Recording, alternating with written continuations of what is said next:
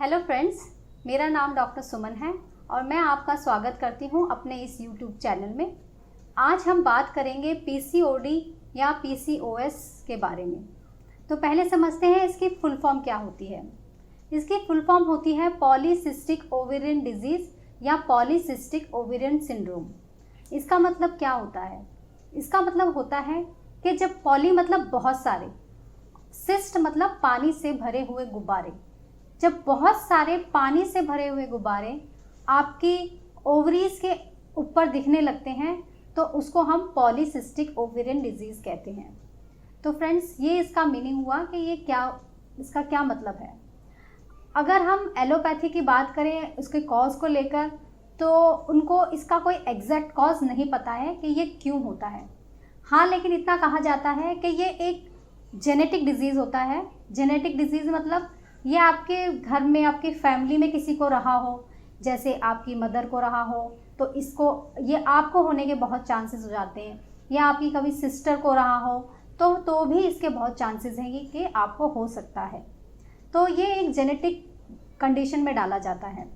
मगर अगर हम अपनी इलेक्ट्रो होम्योपैथी के पॉइंट ऑफ व्यू से बात करें तो इसको हम जेनेटिक डिसऑर्डर में नहीं लेते हैं, क्योंकि सिस्ट का बनना मैंने जैसे पहले भी अपने वीडियो में बताया था, इसका मतलब होता है पानी का एक्यूमुलेट हो जाना, ह्यूमिडिटी का एक्यूमुलेट हो जाना एक तरह से। और ह्यूमिडिटी का एक्यूमुलेट हो जाना का मतलब होता है कि आपकी बॉडी, आपके जो सेल्स हैं या तो पानी को छोड़ रहे हैं और बहुत ज़्यादा उसको बना रहे हैं और वो वहाँ आकर इकट्ठा हो रहा है, जिसको हटाने के लिए, जिसको सुखाने के लिए हमें वात उस पर्टिकुलर ऑर्गन पर जहाँ पर ये सिस्ट बन रही है वहाँ पर हमें वात बढ़ानी है, ताकि ये ह्यूमिडिटी, जो ये नमी है, जो ये गीला पानी है, ये सूख सके। तो ये हो गई electro homeo point of view से बात। तो आइए अब थोड़ा सा इसको हम समझने के लिए कि ये क्यों बन रहा है, कौन से स्ट्रक्चर्स इनमें इन्वॉल्व हो रहे हैं इसको बनाने के लिए, पहले थोड़ा सा हम फीमेल के रिप्रोडक्टिव सिस्टम को देखते हैं कि उसमें क्या क्या पार्ट होते हैं और वो कैसे काम करते हैं। सबसे पहले जो फीमेल में एक यूट्रस होता है और उस यूट्रस के दोनों तरफ एक एक ओवरी होती है और वो ओवरी एक एक फैलोपियन ट्यूब से अटैच होती है। तो जो लेडीज़ का जो मेंसेस होती है वो 28 डेज़ की साइकिल होती है। इस 28 डेज़ की साइकिल में जो पहले 14 दिन होते हैं वो अंडा बनाने के लिए और उसको मैच्योर करने के लिए, उसको नरिश करने के लिए होते हैं। तो इसके अंदर क्या होता है, ये जो मैच्योरेशन ऑफ एग हो रही है, जो नरिशमेंट ऑफ एग हो रही है, वो जो एग है उसके चारों तरफ एक शेल होती है, कवरिंग होती है, जिसे हम फॉलिकल कहते हैं, उसके थ्रू होती है। ये फॉलिकल जैसे जैसे मैच्योर होता है, बड़ा होता है, ये एक पानी रिलीज़ करता है जिससे एग डेवलप होता है। और इस प्रोसेस को होने के लिए एक हार्मोन की ज़रूरत होती है जो कि होता है ईस्ट्रोजन। लेकिन जब ये प्रोसेस हो रहा होता है तो जो ईस्ट्रोजन रिलीज़ हो रहा होता है साथ में, तो ईस्ट्रोजन का लेवल जब बिल्कुल पीक पर पहुंच जाता है और एग बिल्कुल मेच्योरिटी पे होता है, यानी 14 डे जब हो जाते हैं उसको बिल्कुल मेच्योर हो जाता है और ईस्ट्रोजन बिल्कुल पीक पे होता है, तो ईस्ट्रोजन की इस पीक वैल्यू की वजह से जो अंडा होता है वो उस फॉलिकल को, यानी अपनी उस कवरिंग को तोड़कर बाहर निकल जाता है और फैलोपियन ट्यूब में एंट्री कर लेता है।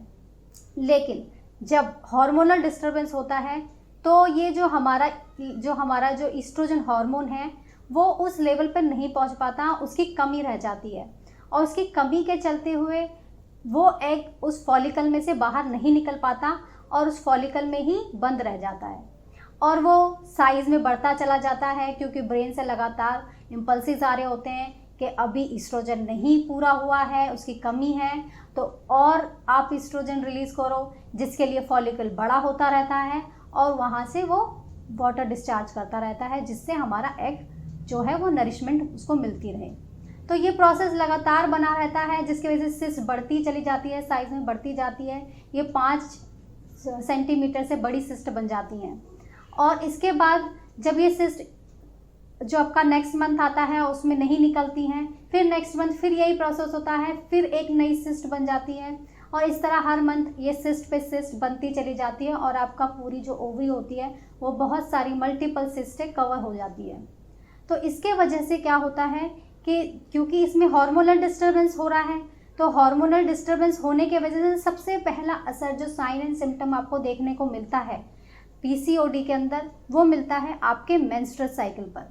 मेंस्ट्रुअल साइकिल पूरी तरह से डिस्टर्ब हो जाती है इसके अंदर, या तो मेंसेस बिल्कुल ही होना बंद हो जाते हैं, या होंगे तो महीने, 2 महीने, 4 महीने, कभी कभी 6 महीने स्किप करके भी मेंसेस होते हैं।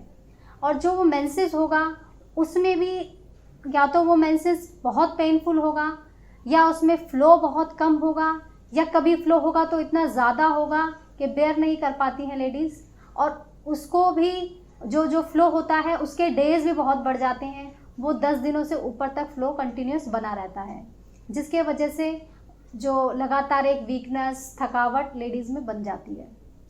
इसके अलावा क्या होता है कि ये जो हार्मोनल डिस्टर्बेंस हो रही है, इसके वजह से आपका जो एग नहीं रिलीज़ हुआ और एग अभी आपके जो ओवरीज़ में ही रह गया है, तो प्रेगनेंसी में लेकर इसमें बहुत बड़ा इशू आता है कि आपको प्रेगनेंसी कंसीव करने में आपको प्रॉब्लम आ सकती है और आपकी प्रेगनेंसी डिले हो जाती है। इसके अलावा इसमें क्या होता है, जब ये तो हो गए सिंपल पीसीओडी के साइन, मगर जब इसके साइन एंड सिम्टम आपको अपनी पूरी बॉडी पर दिखने लगते हैं, यानी आपको आपकी बॉडी में ही ओवरऑल चेंजेस देखने को मिलते हैं, तो हम इसको पीसीओएस कहते हैं, यानी पॉलीसिस्टिक ओवेरियन सिंड्रोम। अब इसमें क्या क्या साइन एंड सिम्टम देखने को मिलते हैं ये हम देखते हैं। इसके अंदर तो सबसे पहले आपका ईस्ट्रोजन जो हार्मोन हमारा जो लेडीज़ में होता है जनरली, वो घट जाता है, और जो मेल हार्मोन होता है टेस्टोस्टेरोन वो बढ़ जाता है। उसके बढ़ने से आपको मेल जैसे कुछ साइन एंड सिम्टम्स देखने को मिलते हैं। फॉर एग्ज़ाम्पल आपके चिन पे बाल आने लगते हैं, आपकी दाढ़ी आने लगती है, कभी कभी देखा गया रेयर केसेस में कि उनके चेस्ट पे भी बाल देखने को मिल जाते हैं, निप्पल के अराउंड बाल देखने को मिल जाते हैं, लोअर बैक में बाल देखने को मिलते हैं, और कभी कभी इनर थाई पे भी बाल देखने को मिलते हैं। तो सबसे बड़ा इसके अंदर ये साइन होता है कि ये जो एक्सेस हेयर ग्रोथ आपको देखने को मिलती है, ये टेस्टोस्टेरोन हार्मोन के वजह से देखने को मिलती है। इसके अलावा इसके अंदर एक काफ़ी कॉमन जो साइन देखने को मिलता है वो होता है वेट इंक्रीज़। वेट इंक्रीज़ इसमें बहुत ज़्यादा होता है, और वो वेट इस तरह का वेट होता है कि डाइट के थ्रू या एक्सरसाइज के थ्रू वो जल्दी रिड्यूस नहीं हो पाता है। उसके लिए आपको काफ़ी मेहनत करनी पड़ती है, एक रेगुलर एक्सरसाइज का शेड्यूल मेंटेन करना पड़ता है, तो उसमें आपको रिज़ल्ट देखने को मिलता है। इसके अलावा इसके अंदर जो एक्नेज होते हैं चेहरे पर, पिंपल जो होते हैं वो काफ़ी देखने को मिलते हैं लड़कियों में, और उनको ये पिंपल काफ़ी बड़े साइज़ के भी हो सकते हैं और पेनफुल भी होते हैं।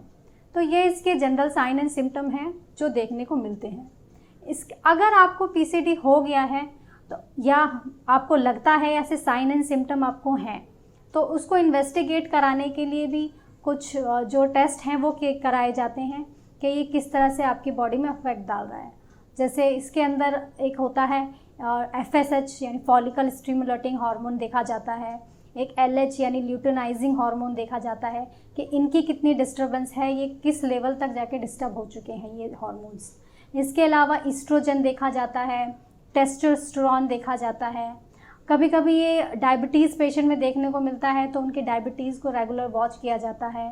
थायराइड पेशेंट में भी इसके होने के काफ़ी चांसेस होते हैं, कई बार तो थायराइड टेस्ट इसके अंदर कराए जाते हैं, क्योंकि जब आपको डायबिटीज़ होता है तो उसकी वजह से कई प्रोफाइल से आपकी डिस्टर्ब हो जाती हैं।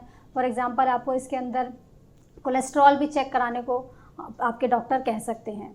तो ये इसके कुछ टेस्ट हैं कॉमनली जो कराए जाते हैं।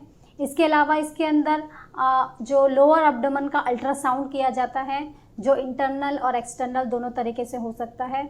उसमें एग्जैक्ट जो आपकी ओवरीज़ में सिस्ट बन गई हैं वो कितनी है, मल्टीपल है कि, और उनका क्या साइज़ है, वो उसमें आप देख सकते हैं। तो फ्रेंड्स ये इसके टेस्ट हैं जिनके थ्रू आप इसको पता लगा सकते हो कि आपको सिस्ट है या नहीं है। दूसरा, इसके अंदर जो स्ट्रेस फैक्टर्स कुछ होते हैं जो आजकल जिसके जैसे ये जो बीमारी है होने के चांसेस बढ़ जाते हैं, जिसके अंदर आता है एक सबसे बड़ा फैक्टर होता है स्ट्रेस। मतलब आपको बहुत ज़्यादा टेंशन रहती है, आप बहुत ज़्यादा सोच रहे हो, या आप बहुत ज़्यादा डिप्रेस हो रहे हो, तो ये सारे कॉज उसके अंदर आते हैं कि आपको पीसीओडी कर सकते हैं। इसके अलावा आपके जो डाइट, जो आजकल हमारा खाना पीना है, ज़रूरत से ज़्यादा ऑयली खा रहे हैं या बाहर का पिज़्ज़ा, बर्गर, मैदा से बनी हुई चीज़ें जो हमारी बॉडी जिसको डाइजेस्ट जल्दी नहीं कर पाती, वो हम खा रहे हैं, वो भी इसका काफ़ी बड़ा कॉज होता है।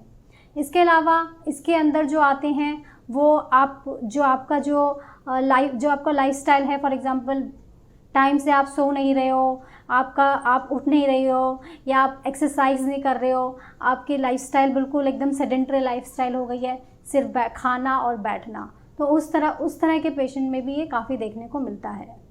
तो फ्रेंड्स, ये इसके कुछ जो रिस्क फैक्टर जिसे हम कहते हैं वो हैं। अब आइए हम बात करते हैं थोड़ा इसके डाइट के ऊपर कि अगर आपको पीसीओडी है तो आप क्या चीज़ें खाएं जिससे कि आपका ये पीसीओडी में आपको थोड़ा रिलीफ मिले। तो आइए अब समझते हैं डाइट को। डाइट हर बीमारी की जड़ होती है। अगर आप गलत तरीके से खा पी रहे हैं, आप ऐसी चीज़ें खा रहे हैं जिससे आपका शरीर नहीं पचा पा रहा है, जिससे आपका स्टमक और लीवर ख़राब हो रहा है, तो वो बीमारियां पैदा करेगा। चाहे वो सिस्ट हो, चाहे वो कोई ट्यूमर हो, या कोई भी, चाहे वो शुगर हो या कोई भी किसी तरह की बीमारी हो। तो आपको सबसे पहले यही समझना है कि आपको वो चीज़ें खानी हैं जो आपके शरीर के हित के लिए है, यानी उसको वो सपोर्ट करे, ना कि उसको वो ख़राब करे। तो हमारा शरीर जिस तरह से एक पौधा बनता है, हमारा शरीर भी उसी तरह से बना है। 5 तत्वों का शरीर है हमारा, आकाश, वायु, अग्नि, जल, पृथ्वी। यही इसको चाहिए, यही ऐसी चीज़ें हैं जो उसको ठीक कर सकती हैं। ऐसा आप केमिकल की चीज़ें खाकर कभी भी अपने शरीर को ठीक नहीं रख सकते हैं। जिस तरह से एक पौधा होता है, वो बनता है, उसको एक मिट्टी चाहिए, उसे हवा चाहिए, उसे धूप चाहिए, इस तरह से एक पौधा ग्रो कर पाता है। तो उस पौधे को ग्रो करने के लिए सारी नेचुरल चीज़ें सपोर्ट कर रही हैं। जो एक छोटा सा बीज है, वो बीज एक इतने बड़े पेड़ में कैसे बदल जाता है, आप ये सोचिए। उस बीज में ऐसी कैसी ताकतें आ गई हैं, वो ताकत उसे कहाँ से मिली कि वो आज बीज खुद इतना बड़ा पेड़ बनकर आपको फल देने लग जाता है। वही प्रोसेस हमारा भी है, हमें भी भगवान ने इसी तरह से बनाया है। हमें हमारे शरीर का ध्यान रखना है नेचुरल चीज़ें खाकर। तो आप जितना ज़्यादा नेचुरल चीज़ें खाएंगे जो हमें प्रकृति ने दिए हैं, तो आपकी रिकवरी उतनी ही तेज होगी, उतनी ही अच्छी होगी, और आप बाकी रोगों से भी अपने शरीर को बचा पाएंगे। तो इसके अंदर सबसे पहला ज़रूरी काम है, सुबह टाइम से उठिए। सुबह टाइम से उठना बहुत ज़रूरी है। उसके बाद आपका मल त्याग करना, यानी पेट का साफ़ होना बहुत ज़रूरी है। तो आप सुबह उठिए, पेट साफ़ हो। पेट साफ़ होने के बाद सबसे पहले आप जितना ज़्यादा पानी पी सकते हैं पानी पीजिए। सुबह चाय ना पीजिए, चाय पीने से आपका डाइजेशन बिल्कुल ख़राब होता है। आप उसके बाद पूरा दिन कुछ भी अच्छा खाओगे तो भी आपके शरीर को वो नहीं लगेगा। चाय को जितना आप अवॉइड कर सकिए तो वो करिए। इसके बाद आप सुबह जो खाओगे वो नेचुरल चीज़ें खाइए, यानी सेब, अंगूर, अनार, पपीता, गाजर, मूली, खीरे, जो भी आपको मिलता है नेचुरल, बिना कुक किया हुआ, वो आपको खाना है। उसके बाद आपका जो लंच टाइम है उसको आप फिक्स टाइम कीजिए। आप ये नहीं करोगे कि आप कभी 4 बजे खा रहे हो, कभी 12 बजे खा रहे हो, या आप नहीं करोगे। 1 से 2 बजे के बीच कोशिश करिए कि आपका लंच आप कर लीजिए। और लंच से पहले हमेशा सैलेड खाइए, क्योंकि सैलेड फिर वही नेचुरल चीज़ है, और खाना जो हम घरों में पका के खाते हैं वो सारा पका हुआ खाना है। उसके अंदर जो पोषक तत्व होते हैं, जो न्यूट्रिएंट्स होते हैं, वो ना के बराबर बचते हैं। तो वो आपकी बॉडी के लिए फिर अहित का ही कार्य करता है। अगर आप उससे पहले सलाद खाते हैं तो वो एक रास्ता दिखाता है उस खाने को, और वो खाना एक सही डायरेक्शन में जाके पचता है शरीर में, और उससे आपको अच्छी एनर्जीज़ मिलती हैं। उसके बाद आप रात को जो डिनर करेंगे, डिनर से पहले भी आप यही काम करेंगे कि आप सलाद ज़रूर खाएंगे। अब सलाद में आपको क्या खाना है, वो आपके सबसे मेन जो होंगे, उसमें एक मूली ज़रूर होनी चाहिए, उसके अंदर गाजर होनी चाहिए, उसमें टमाटर होना चाहिए। ये 3 इंग्रेडिएंट्स सबसे ज़्यादा ज़रूरी हैं जो आप खाने से पहले सलाद में लें।